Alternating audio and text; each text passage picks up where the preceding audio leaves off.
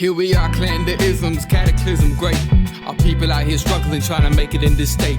Everybody out here doing it, but we the ones who late. Now family, we the ones who gotta delegate. Get that money in the power, never be fake. Stick to cosign for 3. What did he say? Create jobs, support our own. Educate the same and buy back your home. Got 3 degrees, triple 10. 3 PhDs, now we on the CNN. DBTV, let's talk about negligence. Ignorance is bliss, but we can turn it to intelligence. Believe none of what you hear, half of what you see. Let's break it down here on Dr Boyce TV. Here we are. Hey everybody, what's going on? I hope you guys are having a good day. I'm Dr. Boyce Watkins from Your Black World, the Black Business School, and I would like to say hello to you. Welcome to drboycetv.com, the home for intelligent Black people. So if you're not Black and intelligent, you probably want to leave and get out of here because this is not the place for you. Now you guys know that that every week we typically do Powernomics Thursday, but actually this week we're doing Powernomics Tuesday. And that is the time where we get an opportunity to speak with a living legend, a person that is one of the most significant human beings in all of not just Black history, but all of history, period. Dr. Claud Anderson. Dr. Anderson is the author of the books, Powernomics, Black Labor, White Wealth, The Black History Reader, and Dirty Little Secrets 1 and 2.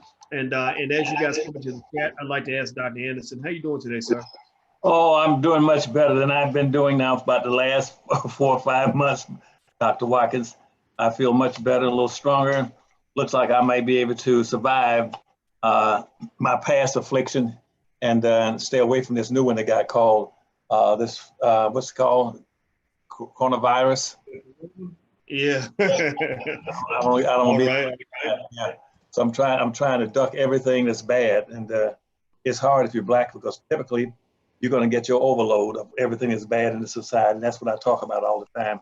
That's because of the social construct that we live in. Everything bad is going to come to Black folk, but it can come to Black folk 5 or 6 times greater than it will to whites. And so we'll talk about that though later on today. All right. Well, you know what? Well, I'm glad you're okay, and I know you're a tough guy, and I know you're going to make it through whatever they throw at you. And everybody that comes in, shout out your city. Let us know what city you're from. Put your hashtag B1 in the chat. B1 means that you're Black first. If you are Black first and you agree with this philosophy, put hashtag B1 in the chat.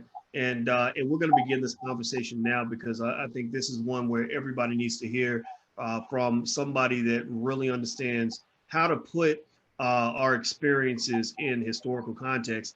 And so I'm going to start with the big elephant in the room. Dr. Anderson, so everybody on my timeline has been talking about this whole situation with this kid, Ahmaud Arbery, who was shot down in cold blood down in Georgia in this situation where there was an accusation that he was breaking into houses. They suspected that he was a burglar.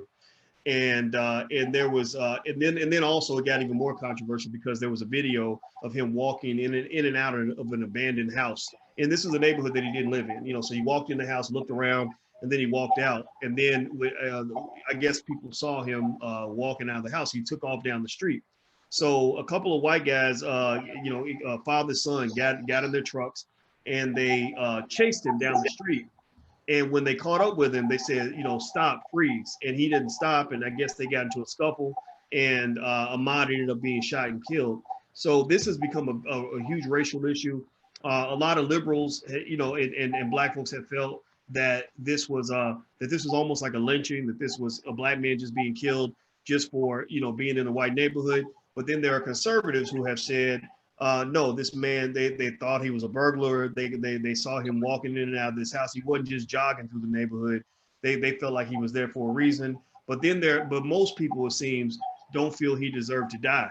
But, Dr. Anderson, I'm gonna tell you what I was thinking when I saw it, and I'd like for you to feel free to say what you want, but I'd love for you to also put it in historical context. What really was interesting to me was I can understand anybody defending the neighborhood. That's just something I believe in. But there's nothing in Georgia citizens arrest laws that say you should be chasing people down the street with guns, and I think that's the part that got to me. It almost made me think about almost like slave catchers. Like, I don't know if these 2 white guys might have felt the same about chasing another white man down the street with guns, or I don't know how we would react if 2 Black men chased a white guy down the street with guns.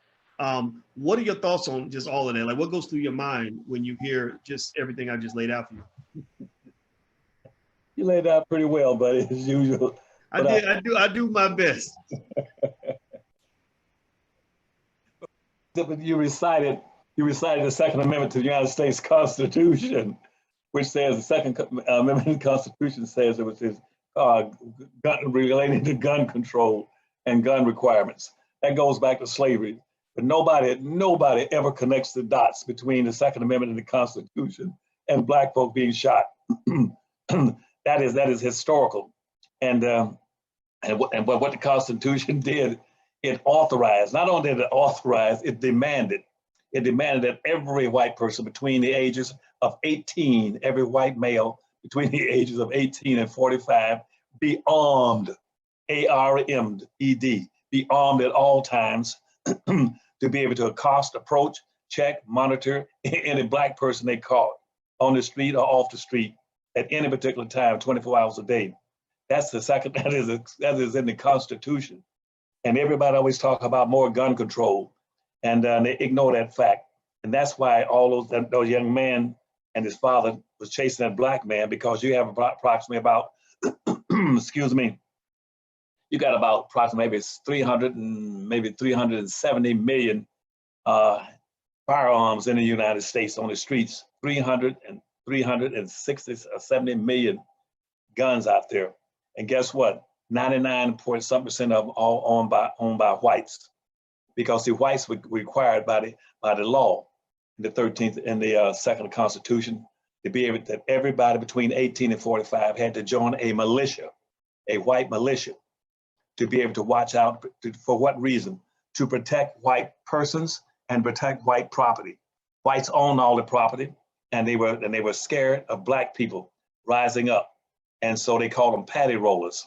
They had to walk the streets on a regular basis, and they joined the militias to make sure they saw any Black, to stop him at any time and ask him for proper credentials. Why is he on the street? Why is he on the road? Where is he going? What is he up to? Why aren't you on the plantation? Why aren't you out there picking cotton? And that's where all that comes from. And that's been on the records now for 377 years, going on 400 years. And nobody talks about gun, when they talk about gun control, they miss the fact that all the weapons are owned basically by whites. And then most of the incidents and shootings occur by white males in that age range of 18 to 45, shooting Blacks. And they ignore the fact that nobody is shooting whites. Nobody, you just asked about whites. Nobody's shooting any whites. You've not heard about anybody that's shooting whites down. You haven't heard about anybody shooting down white women. You haven't heard about anybody shooting down Jews. You haven't heard anybody shooting down Arabs. You haven't heard anybody shooting down American Indians. You haven't heard anybody shooting down Hispanics.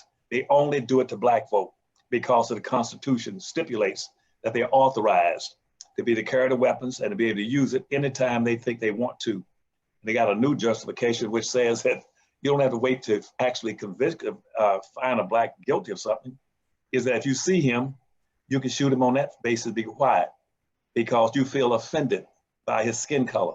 You feel threatened by his skin color. And therefore you got a legitimate ground to stand your ground and shoot and kill him. And that's been going on for the longest. And Black folk had never pushed back, one, because they don't have any leadership. They have no leadership organizations in America. They don't have not one Black organization in America that pushes it back against this stuff. What they got is a front, a fake out called NAACP and Urban League. Those are the two most useless organizations in the history of the world. All they do is front, pretend that somehow they're gonna look out for Black folk. We got to look out for everybody. We got to look out for gays, midgets, humpback, one-eyed, peg leg, anybody. And because they are subsidized by white corporations, and they haven't got the backbone or the gall or the fortitude to stick up for Black folk. And worse than that, you have no Black leadership in America.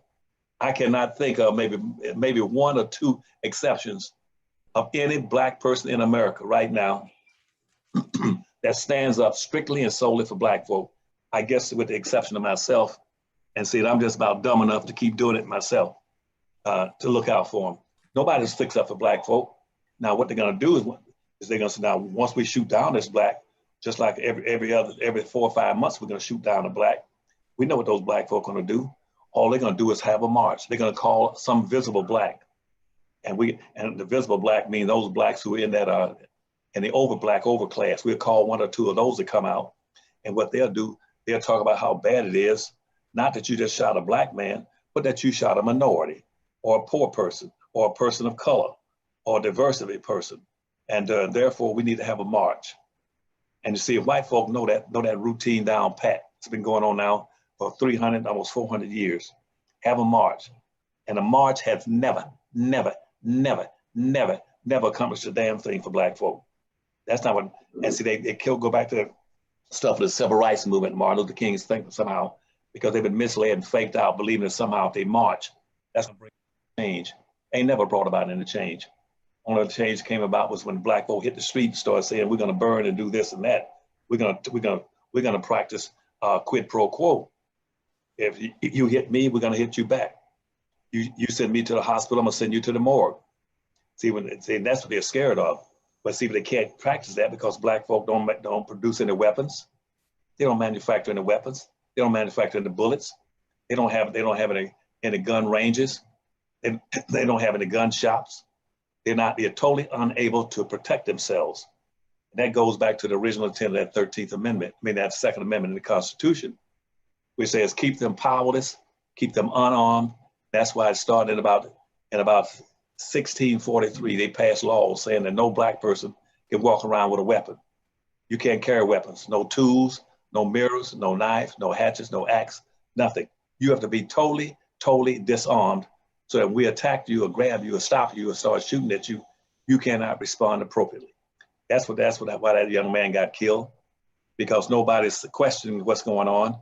You have no leadership organizations. Blacks are not armed, they cannot be armed, cannot prepare to defend themselves.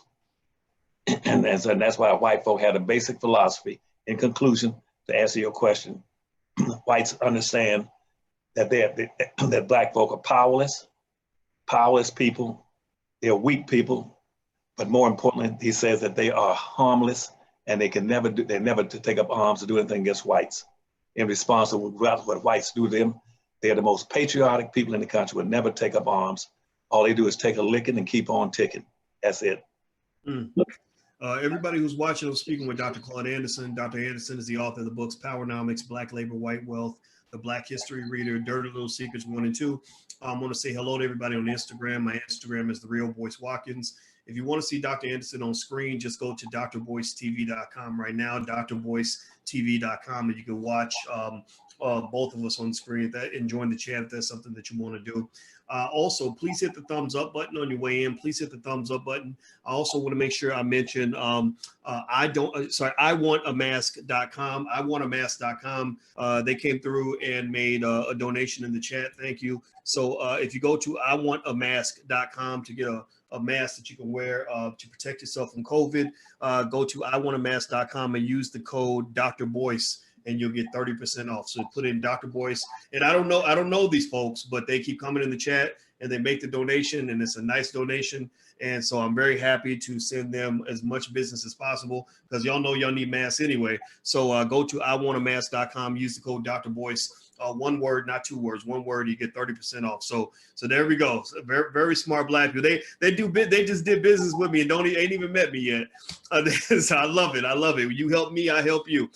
So Dr. Anderson, let me dig in and ask you this question. So I like the fact that you gave that clarity on the whole Ahmaud Arbery situation, because a lot of people don't know their history. They don't understand that, how linked Second Amendment rights are to controlling black people.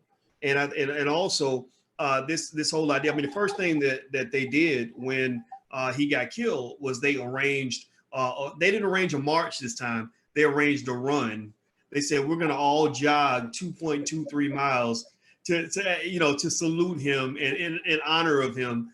And I had a friend, Jason Black, he calls himself the Black Authority. And he said, unless y'all all run into the house of the people that killed him, then this is a complete waste of time. So if you run into their house to go get them, then that makes sense. But if you just jogging in place, then who cares? That means nothing. And I agree. I don't participate in any of those marches, none of that stuff. And so I think that, just in terms of the politics of it all, I think that people are having a hard time knowing the difference between flash and substance, you know. So I'll give you an example. Michelle Obama right now everybody's talking a lot about Michelle Obama because she has this new documentary out on Netflix. It's called Becoming. And in the documentary, she doesn't really say much in terms of really, you know, empowered political statements on behalf of Black people. She kind of just tells her story, and she goes to a lot of, you know, these different arenas, and she's talking to like young girls and just talking about kind of fluffy issues for the most part.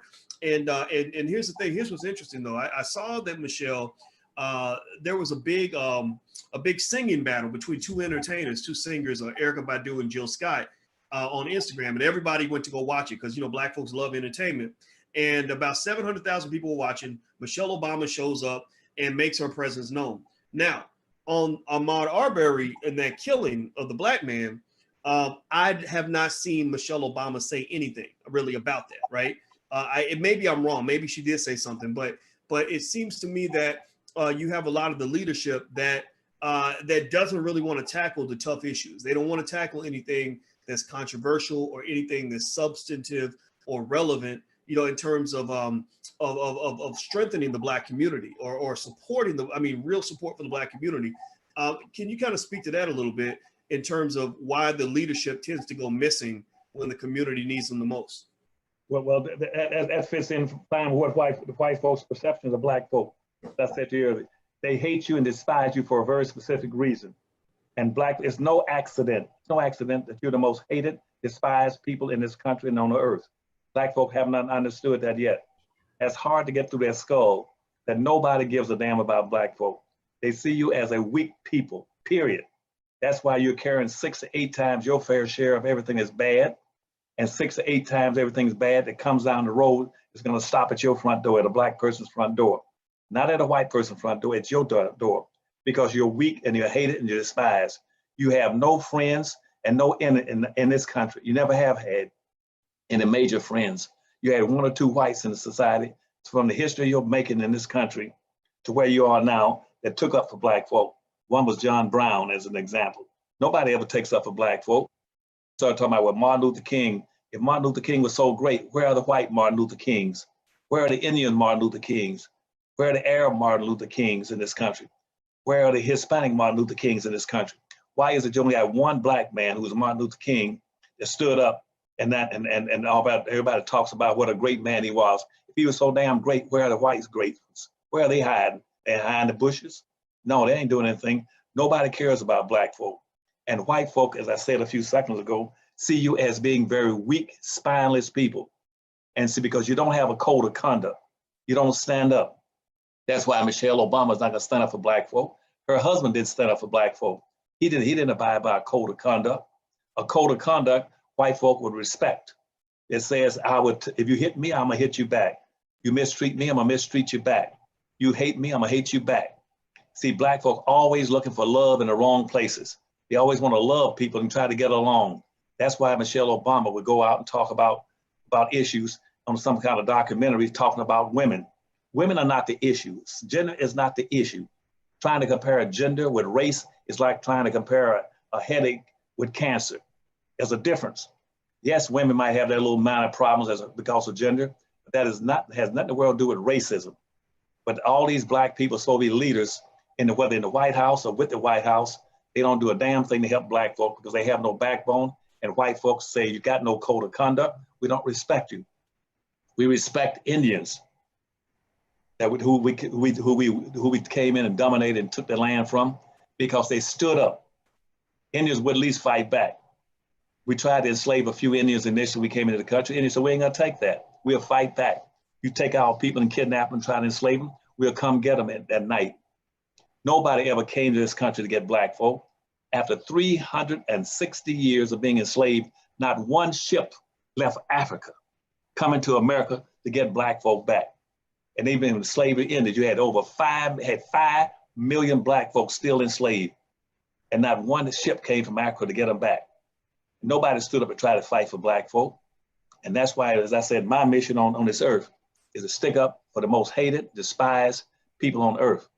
The group that every gender, every ethnicity, every race, everybody has hated and mistreated and urinated on. Everybody's mistreated Black folk. And you got all these profiling Blacks with visibility always going to come out and pick some generic issue. We got to look out for minorities. Have you ever heard one of them? You tell me right now, and I'm quitting now. You tell me one instance where you heard a visible black in America come out and says, when they started talking about minorities, you say, what about the original minority? Up until the end of slavery, you only had one minority. You only had one minority, Dr. Watkins. That was black people. Indians got out of the bag of being a minority. They were christened to be whites. They were accepted to be whites in the 1800s. The only minority you had was black people, period. They are the original minority. So when you use the word minority, you all should be, these blacks in your audience should be, right, I want them to take note of this. And so they can call in on any radio station, TV station. Look, whenever you use that word minority, do not include black folk unless you put an adjective in front of it, saying the original minority. If you're going to do something for minorities, you do it first for the original minority in the order of priority and history. Original minority. And don't put black folk in this thing of people of color. You had Obama sitting up in the White House now with an Attorney General, Holder, and they talk about people of color. And when the Attorney General back in 1862, when they started giving up free land to everybody, and blacks was going to be getting some land, guess what? The Attorney General, like the one that said, white Attorney General said, black people do not qualify to be classified as people of color. That's a Attorney General. Now, Michelle Obama, why didn't Eric Holder with her husband say, now that he's the Attorney General, why didn't he come out and say black folk are entitled to reparations? Black folk are entitled to affirmative action. Black folk are entitled to set-asides. They ought to be a unique minority that must be rectified. This is the year of reckoning on accountability in this country for race matters. This is a year of a reckoning. If black folk don't come out now and say, hey, nobody's to be compared to black folk, there is no, listen now, Dr. Watkins, there is absolutely no constitutional ground for anybody to be subordinating blacks to gender, to ethnicity, to immigration, to being bullied, to women, to gays, or anybody else.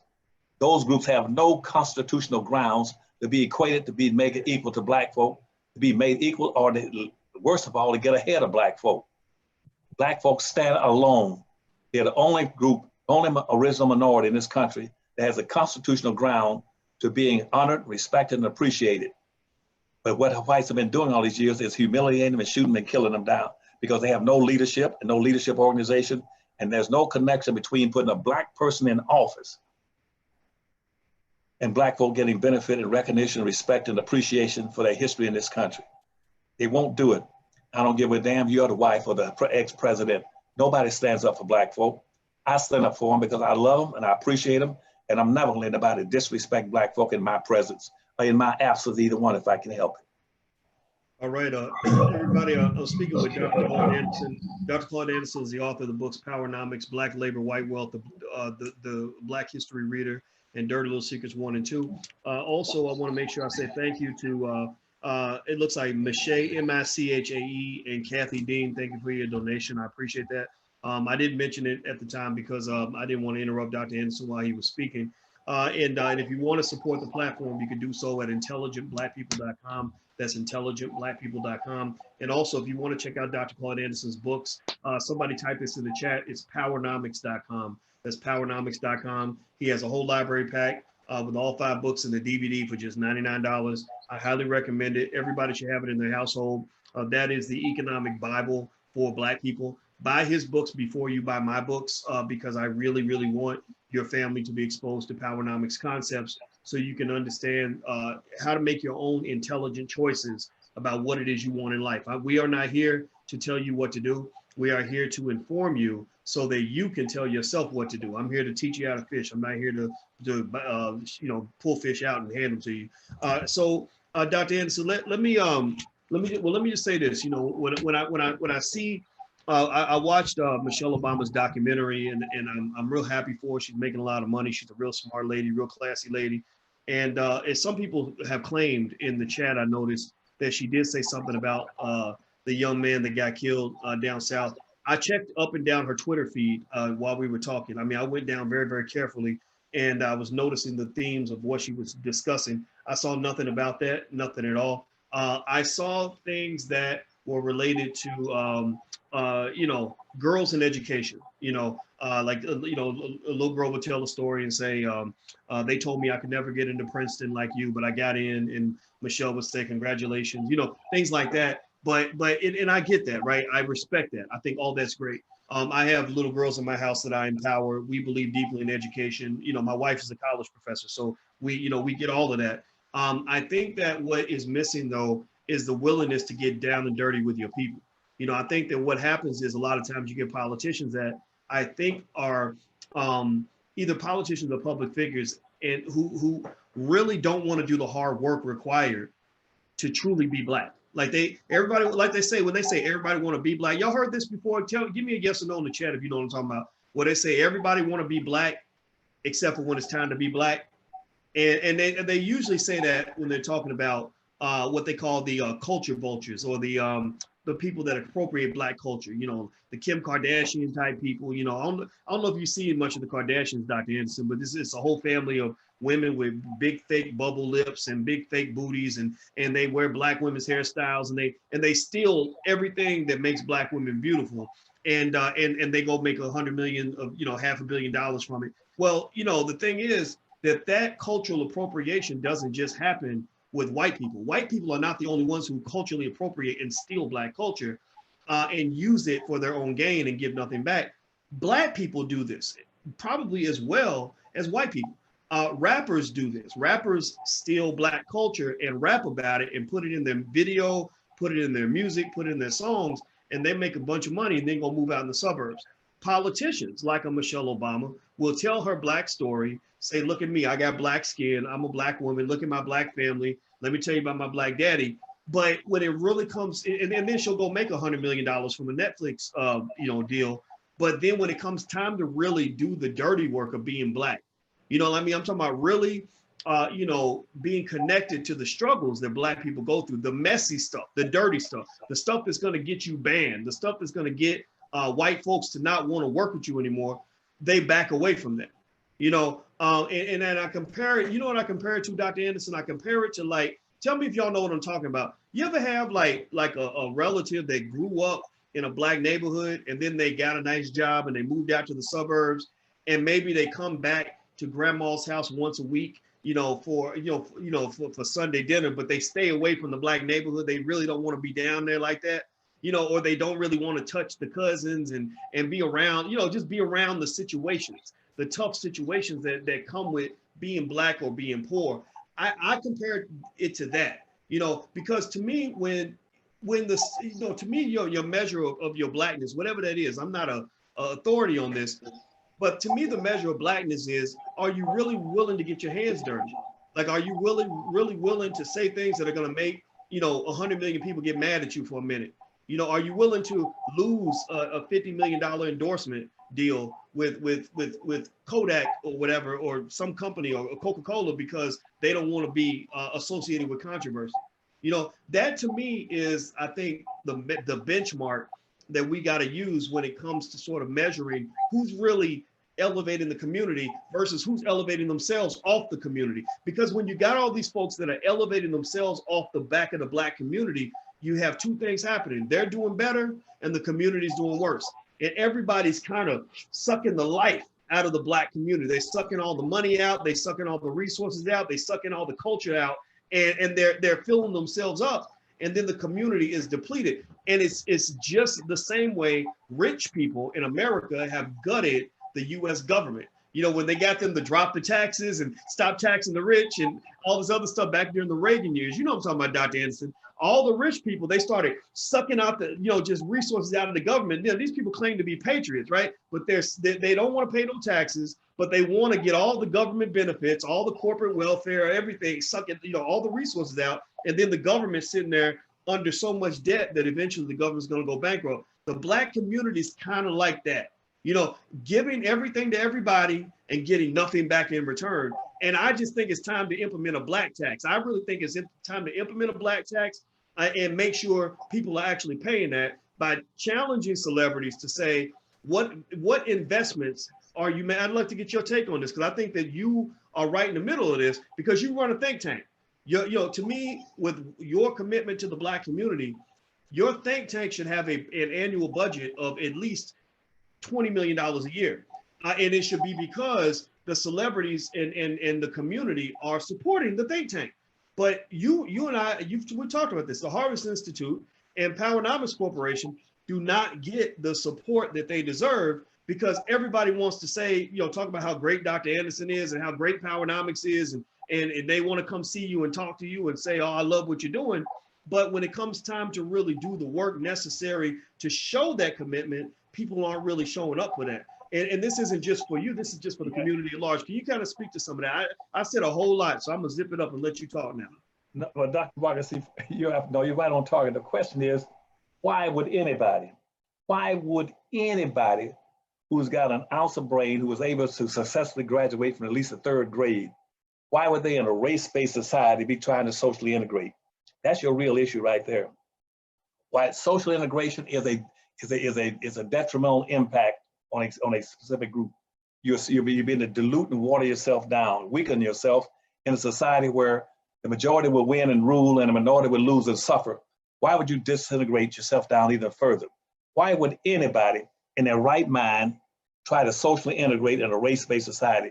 If somebody has subjected you to 360 years of slavery, and another 100 years of Jim Crow semi-slavery, and another 50 years of benign neglect, but they ignored you and continued to suffer and to use a doctrine of unequal exchange against you, why in the world would you try to socially integrate?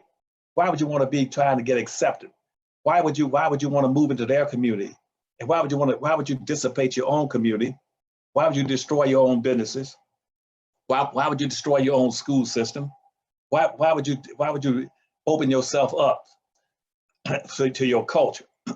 See, for instance, in music, Black folk, long as we were segregated, whites could not get into the Black community to steal your culture. They were scared to come in. They couldn't do it successfully.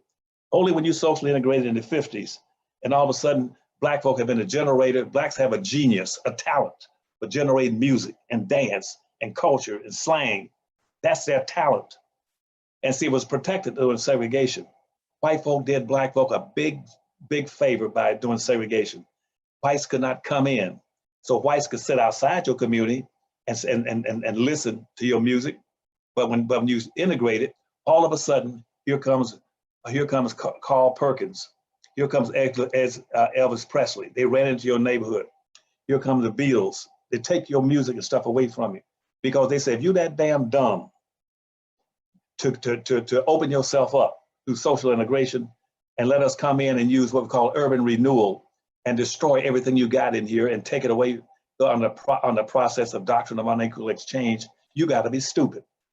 And why are you trying to do it? No out group, any place on this earth, no out group, any place on this earth would try to socially integrate, in a race-based society except Black folk. They want to be accepted that badly. That's why we don't have anything. That's why in terms of businesses, that per 100,000 Black folk, we had 20 times more businesses in 1920 than we got now 100 years later. Dr. Anderson, let me hear that again. We had 20 times more businesses per 100,000 Blacks in 1920 than we got in 2020. Yes, because when you open yourself up, whites came in and stripped you of everything you had. They took your culture away. They took your businesses. They took your neighborhoods. They're gonna gentrify them. They took all your buses, airline, everything you had. You had cab companies, bus companies, the best music, the best entertainment in the Black neighborhoods. You ain't got a damn thing now talking about social integration. And I haven't heard one Black person stand up and say, we didn't need no damn social integration. What you needed was economic integration. Racism is economic. Has nothing in the world to do with social. Nobody cares about your social. And you don't have a code of conduct. And you don't even have territory. And this is why I say this is a year of reckoning for Black folk. If Black folk don't get their act together, they are through in this country and on the earth. You're through, it's coming. It's coming. There are groups right now all around the world that's gonna say, we're gonna eliminate the consumers, the eaters, and the only people gonna survive are gonna be the producers. That's why everything that's bad is going to come to the black community. Right now, we're the leading carriers of everything that's negative in the society. We're carrying 6 to 8 times our fair share of everything that's bad. We are the people that's overloaded with incarceration, where 51% of all the people, of all the prisoners are blacks. How in the hell can you have a 13% black population and a 51% incarceration? And nobody does anything about it. Well, that's the way it is. It ain't the way it is. That's because your stupidity. You keep doing dumb stuff against yourself. Everybody else, we use the word community. We don't have any damn communities. You don't have a community, anybody can come in and rape you anytime they want to. All you got are neighborhoods. That's how they got your culture. That's how they got your music. That's how they took away your businesses. That's why they gentrifying your cities, because you're out there trying to socially integrate. You haven't got one black community in the entire United States. That is an absolute disgrace. And I'm embarrassed and humiliated to even tell you that. Not one. Because you need to have 3 qualifiers to be called a community. And I wish black folk would stop, cease and desist and use the damn word community. Keep that out of black folks' mouths. Come on, we got a community. You ain't got no damn community. All you got are neighborhoods. A neighborhood is where you eat and sleep. That's all black folk have, are neighborhoods. Those people you're talking about that grab your culture and run to the suburbs, they're leaving their neighborhood trying to get to white folks' communities. When they get into those white communities, nobody gives a damn about them out there. They're nothing but a head out there, no body. The body's still back in the damn neighborhood. And no white folk gonna respect anybody living in an integrated neighborhood. White folk got a quota system saying anytime even blacks leave those neighborhoods and come to our communities, we will only accept somewhere between 5 and 6% to make sure they stay a permanent minority.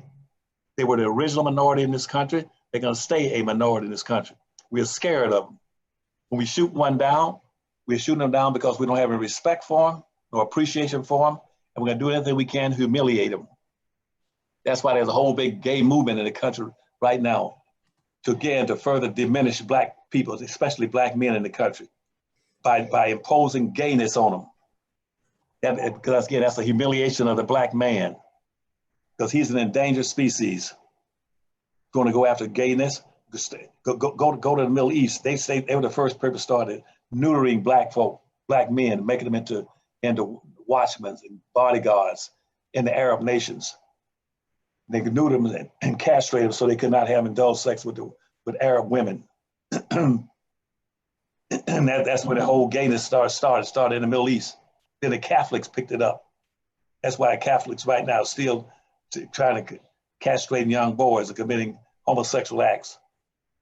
They're gonna induce all this stuff to humiliate the black man, to diminish the black man. They ain't gonna, in the people you get shot down, in most cases, gonna be a damn black man. To weaken him, there's no code of conduct for black folk. You can't have a code of conduct if you haven't got a community. To have a community, you must have 3 things, Dr. Watkins. You must first have a wholly independent economy that would provide jobs, businesses, products, services, goods, and a tax base for your own people on your own land, your own property. Where is that in the United States? You tell me, is that in California, or is it in Florida, or is it in New York? Where have you got it? Where's that black economy? You haven't got it. How in the hell are you going to participate in a competitive society? You don't even have an economy. That first thing, you must have a wholly independent economy. And secondly, on top of that, you must have a code of conduct on that same land, on that land that you said, this my property. Just like Frenchtown, Germantown, Frenchtown, Poletown, Hockeytown, Little Mexico, Greek towns, and Arab town, Asian town, Polish towns, you must have land. You must have a code of conduct that says this is what we're gonna do on this land. We're gonna look out for each other. We're gonna protect each other. We're gonna buy from each other. And nobody gonna come in here with 2 in a pickup truck and chase a black man down the street and shoot him down in the street and get away with it. You have no code of conduct, you don't have a damn community. Then the last thing third thing you must have elected officials that will represent and speak for you first and foremostly. Show me where you got some black politicians. The first thing they speak for is for black folk and protect black folk. As soon as any black person runs for office, first thing they're gonna do is tell me, I'm gonna run for office so I can so I can represent everybody, take care of everybody. You need to keep your ass at home. Don't run for an office. Stay home. We don't need any more blacks in politics. They ain't gonna represent nobody. They're not gonna represent anybody. Represent the black people. Don't waste your. Well, we got Biden. He's gonna pick a black woman. We don't need a black woman. We need a black man that's strong enough to look out first and foremost for black people and the black communities. Where show me the record before you vote for somebody. Show me their accomplishment on paper, what they've done specifically and tangibly for black folk that can be measured and taken to a bank. So I'm sick and tired of black folk misusing the words. Talk about we got a community. You don't have no damn community. All you got are neighborhoods. And neighborhoods where you can go in and dump trash, you can dump drugs, you can dump anything you want, dump prostitution into it. People can come and go. You haven't got a Chinatown, you haven't got a Mexican town, a little Hialeah, a Koreatown. You don't have anything but a wide open piece of land run over by rundown buildings, no businesses, no hospitals, no clinics, no grocery stores, no supermarkets, no professional climate, nothing. Now, what we should be doing, this is a year of reckoning. Either black come out and say, we must hold the entire society accountable from this year in voting. Don't tell me voting for Biden or Trump. Right now, neither one ain't worth a damn for black folk. Neither one are gonna stand up for black folk and say, here's what we're gonna do specifically and solely for black folk. Don't waste your time voting. People say, Dr. Anderson, then you're suppressing the black vote. Hell no, I can't suppress the black vote. I wanna express the black vote. Make it strictly solely for black folk to get benefits. That is the nature of politics. It started in the 1500s. Politics came out of the word political, or it was a French word saying based on quid pro quo, something for something. One hand washes the other. You take care of me, I take care of you. You vote for me and put me in office, I will vote for you and take care of you. And so nobody practices quid pro quo for black folk. And so right now, Trump, I'm not gonna vote for any candidate in the future unless he shows me in very specific contractual terms, here's what you're gonna do specifically so for black folk. I don't give a damn what you're gonna do for minorities or poor folk or people of color, short leg, one leg, no head, bald headed, one eyed, crippled, dumb, humpbacks and midgets. I don't give a damn about that. What are you gonna do for black folk for my vote? You ain't gonna do a damn thing. You keep right on going. You all need to call every one of them to your neighborhood. Biden said, tell Biden you're gonna vote for him. So Biden said, vote. If you're gonna vote for Biden, I'll vote for you, Biden. We'll vote as a block.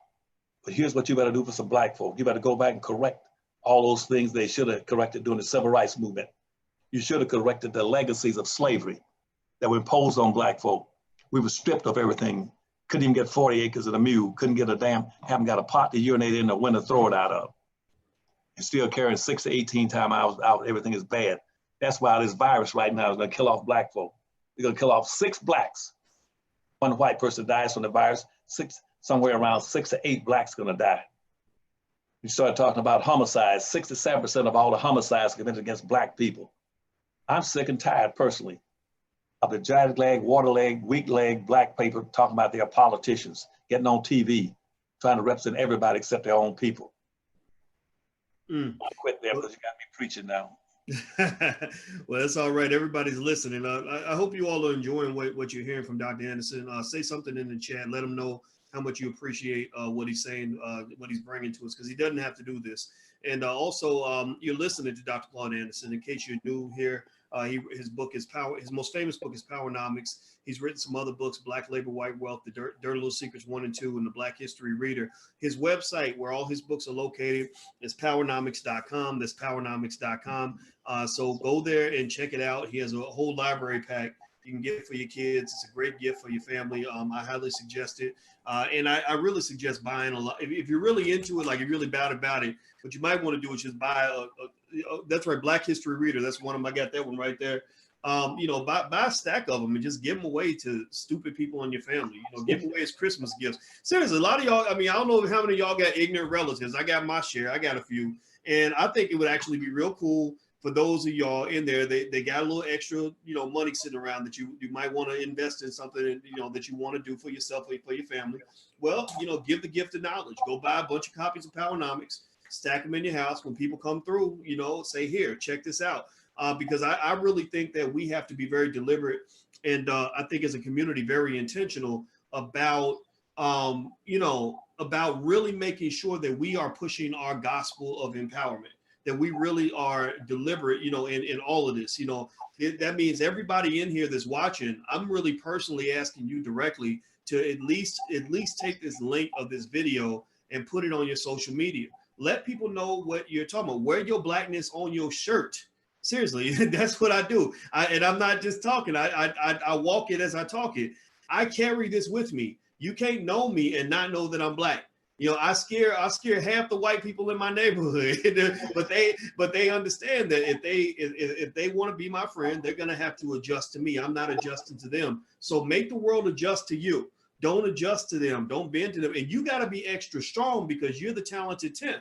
You are the talented 10th. You're the few that are going to lead the many. Your children are going to be the CEOs of the next generation, the millionaires that are going to create jobs, the leaders of the community. So you're going to have to be twice as strong, which means that there has to be, for every one of you, you're going to be stronger than 20 of them. For every one of you, there's 20 of them. For every one intelligent, conscientious, forward-thinking black person that understands their power, that is committed to blackness, there's going to be 20 Negroes who don't know who the hell they are. And I'm going to tell you, if you are clear about who you are and what you believe in, those weak-minded, flimsy, flip-flop, jello-brain Negroes will all start lining up and following you. Why? Well, because they don't know which way is up. They just tend to follow anything that looks like it's powerful, anything that looks like it's clear. So be powerful, be clear, be intentional about who you are. Watch the words that are coming out of my mouth. Watch the actions of my body language as I tell you this, because I'm one of those people. If you're not sure what to do, just do what I'm doing right now with you and be clear about who the hell you are, and don't be ashamed of it and don't apologize for it. And if you carry yourself like that through life, I promise you, people are going to get in line behind that. People are going to either they're going to get in line or they're going to get the hell, they're going to get the hell out the way. I was about to say get the fuck out the way, but I'm not going to cuss because Dr. Anderson's here. But y'all get the point. There you go. All right, Doctor, you know what? I want to ask you about this. Could you before you leave, go ahead. See, in this book, The Black History Reader, 101 questions that you never thought to ask. On page 150, the question you asked me initially, question 49, you know what it's about? It says, why is it that the pattern of black men killed by white men or white law enforcement personnel so acceptable and extensive in our society? That's number 49 to answer your question right there. Right there. This book right now answers most of the questions that black folk are asking every day. Their friends are walking around in the blind, not understanding. And that's why I say this is a year of reckoning. The black folk had that book, just reading that book alone, walking to and confronting every so-called visible black in the country. All these blacks running around playing with balls, dancing and singing. That they would ask them that this what they should be reading this book and chastise and saying this is the year for black folk. We must solve these racial issues this year or forever hold our peace, because we are through in the country. A year of a reckoning. Reckoning means an accounting for black folk. Black folk were the major producers in this country. They were the engines that drove the economic development of this country. Black folk are the ones who cleared the land. Black folk are the most patriotic people. Black folk are the basis of most of the culture in this country. Black folk are the only people that's been excluded and constitutionally have been overrun by immigrants coming into the country, starting with the 1790 immigration law. Black folk have been buried beneath this country now for almost 400 years. Everybody's gotten something out of this country and benefits except black folk. And those people are doing all this shooting, these redneck conservatives. They do that because they have no respect for you, no appreciation for you, because none of my books are not in there saying these are the things that black folk have done. My dirty little secrets books are not in the white schools, not even in the black schools, because black folk don't demand a damn thing. All they do is march and beg. That's why white folks says, your people, Dr. Anderson, are weak people. We don't respect them because they're weak. All they do is walk and march and beg. They never demand a damn thing. When a person gonna run for an office, they should be demanding right now. If I'm gonna vote for Trump, you should be demanding Trump do these kind of things right now in preparation for re-election. If you're gonna vote for Biden, you should be demanding that these are things that Biden commit himself to right now. And that is regenerating some wealth and resources into the black community, point one. Point two, having black folk proclaimed to be a protected people. And yet now over in Virginia, the next state over, guess what they're over there doing now? trying to put gays into a protected class. There's no constitutional ground for having gays put into a protected class. You should be putting these descendants of slaves into a protected class. So I get irritated about our people's ignorance of not standing up for themselves and demanding and protecting themselves and saying, this is our community, and rebuilding these communities. And once you rebuild, once you get that turf, saying these are our grounds, then you build your own economy, build your own industries and your own businesses, and start providing goods and service for your own people. Then over that, you put a sense of community that would protect all your institutions, and your culture and your history, so that Elvis Presley's and the rest of them can't walk in there and take things away from you, take your music away. That's why every damn band now got a black person in the background, or got black women back there singing harmony in the back. That's called a doctrine of unequal exchange. We take from black folk and give them nothing. That's what you get, nothing. Nobody gives you anything. People say, well, we don't want a handout. Yes, you do need handouts. You need everything. And every white person in the United States came here as a freeloader. Every white person came from Europe, came to America. He didn't come here looking for no damn religious freedom. He didn't look for no rights and opportunity. He came here to get free, get something free. What? Free land and free black labor. Every white, everyone knows in these southern states right now, Texas, Alabama, Mississippi, Georgia, is looking down and urinating on black folk.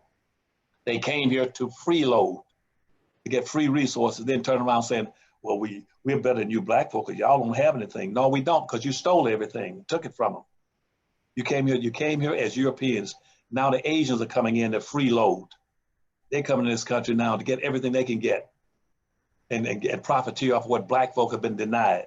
Hispanics are coming here by the millions to freeload to get what black folk have been denied. And yet Hispanics were the second or third slaveholders in the world on black folk. Asians enslaved black folk. American Indians enslaved black folk. Every group of human beings on earth have enslaved and profiteered off of black folk. Stand up and say, this is your reckoning. You're going to come up with something for black. We ain't participating in this game of voting just to vote. We're not voting for no damn rights, damn civil rights. We're voting for resources. That's what I'm telling you in conclusion, Dr. Watkins. Tell these black folk that I know, get up off your humps and stand up like be man and women and say, no, we're not gay, we're not poor. Poor whites right now got 10 times more wealth than a poor black person. Quit getting by in this game about these broad groups. Don't let anybody use any broad, ambiguous names against you. They use the word minority, you get up and walk out of the room. They start talking about poor people, get up and leave. They start talking about gender issues, get up and leave. White women get every benefit that the white man has. She profiteered just like the white man did. Stand up for yourself and say, we are special people. We demand to be recognized, appreciated, and reparated for what we built in this country. And that we don't give a damn about living in your community. I don't need no social integration. We'll build our not black neighborhoods, we'll build black communities. We reside there and take care of each other, support each other, buy from each other, share with each other. And if we have to suffer, we suffer together. If we have to prosper, we prosper together. That's what I want black folk to do. Stand up and say, we are special people. We're not here as guests. Every white person, every Asian, every Hispanic in this country, they are guests. Black folk are here based on the blood, sweat, and tears of millions of black folk who labored as cotton pickers, waiters, cooks, and butlers, and waiters. They are special people. Black folk are exceptional people. And I'm not gonna let anybody get ahead of them if I can help it. Thank you very much. All right, well, thank you, Dr. Anderson. And by the way, Madden family, I see you. First of all, thank you for your donation, and I see your questions up there for a while. Since you made a bigger donation and left it up there a long time, just so you guys know, when Dr. Anderson's here, I don't answer a lot of questions in the chat just because I want him to talk. We need to listen.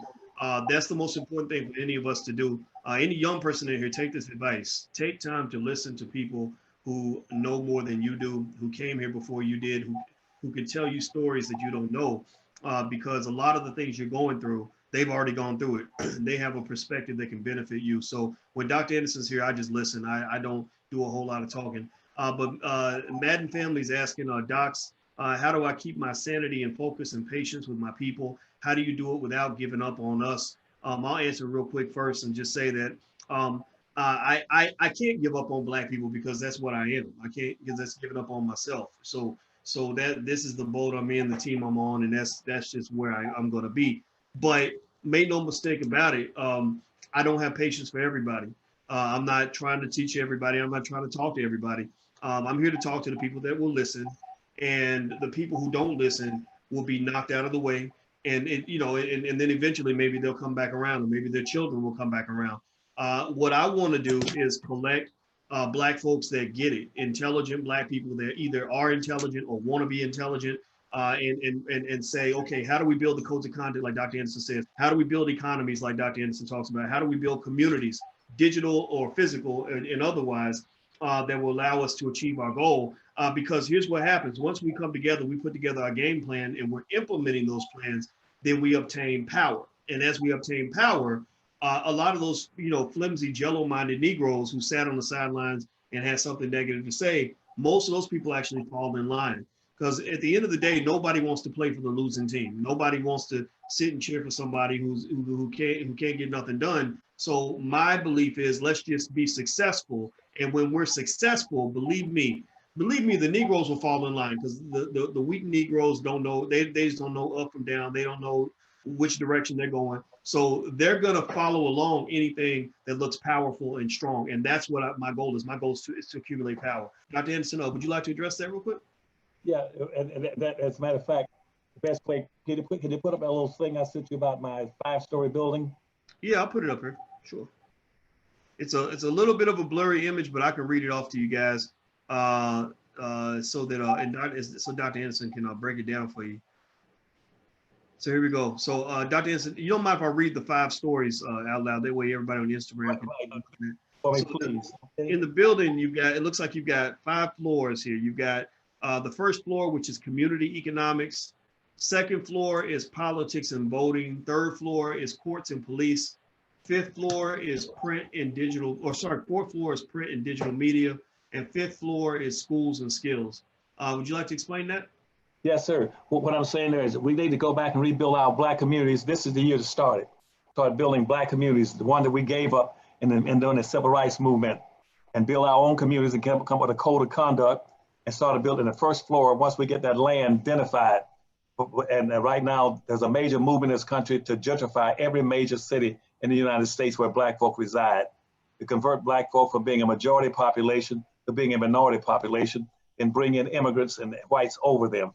But once we take our communities, and the first floor will be build an economy.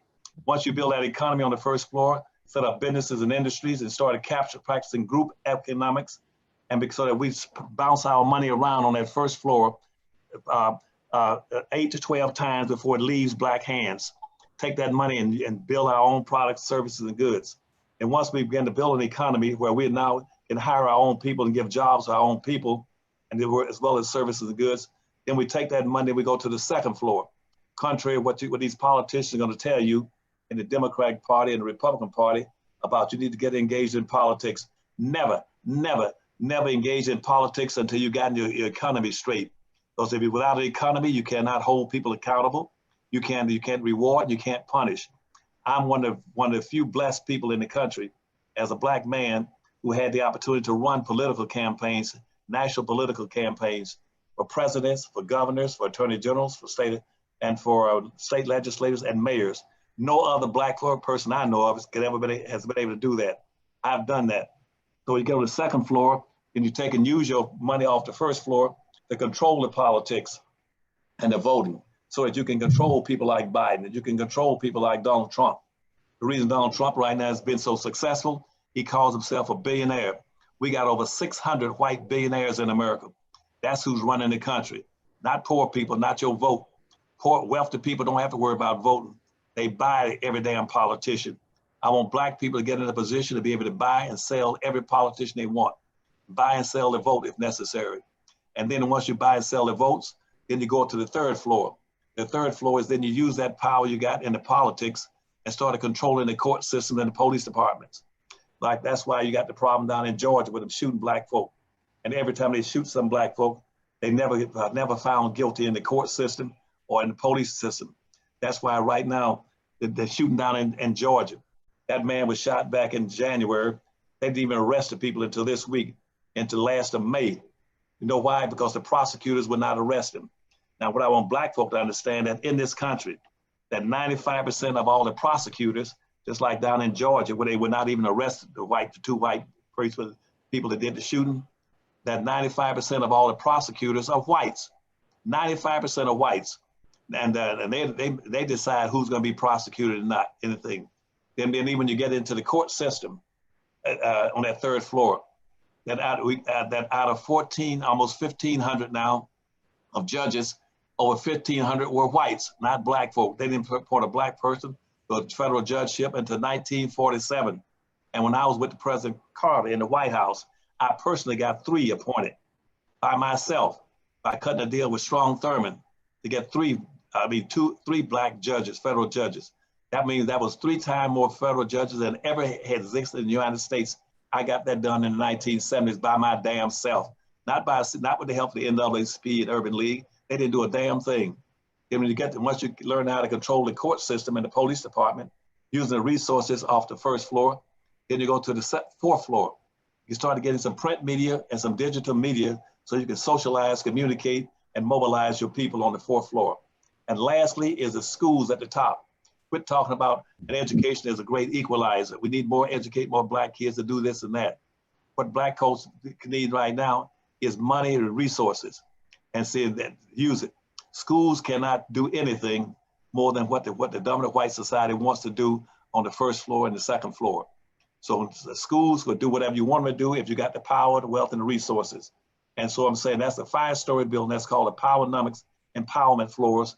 I'll be talking to you later on about that as we move throughout this year. But this is a year of reckoning, and that's what we're going to be trying to follow. Go back and rebuild these communities. I need your help. Thank you very much, and I love all of you. All right, well, thank you. Thank you, Dr. Anderson. And Dr. Anderson's website is powernomics.com. That's powernomics.com. That's where all his books are. I encourage you to go take a look at his books. And if you're overzealous, like I am, and I'm actually going to do this, I've actually ordered hundreds of copies of Powernomics. And, we have some in the book in our bookstore, but I don't want you to buy them from me. I want you to buy them from Dr. Anderson. But if you are into it and you're overzealous about it, like I said, carry your blackness on your sleeve. You may want to buy a stack of them and just give them away as gifts at birthdays and Christmases and things like that. And that way, at least people will know what you represent. We have to push our agenda like everybody else. And what Dr. Anderson hit, let's do a quick recap, is he hit basically 5 major systems that black people must control, 5 major systems that you must control. And he mentioned the economic system, which we talk about on a regular basis. You can't have power if you don't have money. If you don't have your own money, you can't have your own power. So stop letting them get you on this socialist, powerless conversation, because that's a conversation that white privilege allows them to have. A white feminist or LGBT can talk about these horizontal issues because they've got powerful economic institutions backing their agenda. For example, white liberals, they own multi-billion-dollar universities. They own multi-billion-dollar media outlets. They have, communities, they own banks and all these other institutions that allow them to do these things. You don't have all of that. You need your millionaires, your billionaires, and your economic powerhouses to allow you to do that. So first is the economic system. You must have your own economic system. We'll talk about how to build an economy in future conversations. 2, politics. You must own and control your politicians through your economics. Very important. 3, the courts and the police, or the criminal justice system. That is an outflow from the politicians. Your politicians should be the ones that are making modifications in the criminal justice system on your behalf. 4th is media. We talk about black-owned media all the time. That's why we do Black Movie Nights. That's what we're doing right now. Participate, be a part of these things. Black Movie Night is us building a Black Hollywood. We're building our own movie stars. We're making our own blockbuster films. We're pushing out all kinds of things that the community can support. And then 5th, last but not least, is you must educate your own children. If you're not educating your own children, then your children are going to be raised to be little white supremacists. They're going to be raised in a white man's school, and all the white man's school can do is teach them how to be a black man. So a couple initiatives we have going on. Number 1, you guys know about the Black Business School. We have almost 100,000 students now. You are welcome to join. Feel free to participate. You can actually get started for free. Number 2 is we created a foundation. Alicia and I did the Boyce and Alicia Watkins Foundation, where our number 1 objective, our only objective, have no other objective other than to raise money for independent Black-owned schools being run by Black people that are designed to educate Black children. No, we're not putting money into the public school system. We don't care about that. No, we're not gonna pay a bunch of money to send Black kids to go to expensive, overpriced white universities. We're not interested in that. We are interested in supporting schools like Freedom Home Academy International in Chicago, which is one of the best schools in the entire country, but it's severely underfunded, and we want to fix that in this generation. So are we clear? Do you get what we're saying? Give me a yes or no in the chat, type a hashtag B1, let us know that you're on board, that you understand what we're trying to accomplish here, and we would love any participation you want to offer at all. Start by at least sharing this video, all right? So powernomics.com is Dr. Anderson's website. Thank you, Dr. Anderson. Is that anything else you wanted to add, or you all good? Tell them that in a few weeks, by the 1st of June, we're going to be initiating this year of reckoning on behalf of Black folk, which means holding the white society accountable for all the things they didn't do for Black folk that must be done if we're going to resolve racism in America. And I'm not against anybody. I don't want Black folk to be against anybody else. I just want them to be for their own people, period. And so, but if we want to be prepared for this reckoning, year of reckoning, tell them to get to that powernomics.com website and get that library pack and get those 5 books and start reading them and dealing with your business school. And it explains all the stuff they need to know for us to get some satisfaction for the elections coming up in November. Just sitting there and listen to some talking head Black person who's getting paid by a white corporation to be on the media to advocate being a Democrat or Republican is a waste of time. It's an insult. Come understand these issues and say, if necessary, we won't vote for either one. We'll withdraw from the Republican Party and the Democratic Party, start us a national Black party, and we'll vote as a block for whoever promises the most and delivers the most strictly and solely to Black folk. They ain't gonna deliver a thing to us, and then don't waste your time looking for our vote, because we ain't got a damn thing to lose. And so go to the powernomics.com and get that power pack, the library pack, and also stay in contact with Boyce's school, the business school. He's on the right track trying to help you. Thank you, and I'll see you next week then, good buddy. Thank you, Dr. Anderson. Have a wonderful day, my friend. Everybody, you guys have a good day. And hit the thumbs up button on your way out of here, and we'll see you next week. Or I'll probably see you even sooner than that. But Dr. Anderson will be back in the next few days. So take care, everybody. Talk to you soon. All right, thank you. All right, bye-bye.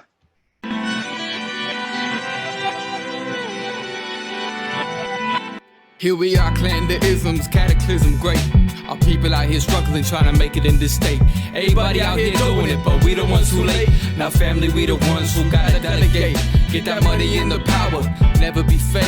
Stick to cosign for 3. What did he say? Create jobs, support our own.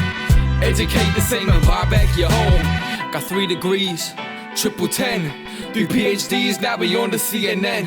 DBTV, let's talk about negligence. Ignorance is bliss, but we can turn it to intelligence. Believe none of what you hear, half of what you see. Let's break it down here on Dr. Boyce TV. Here we are.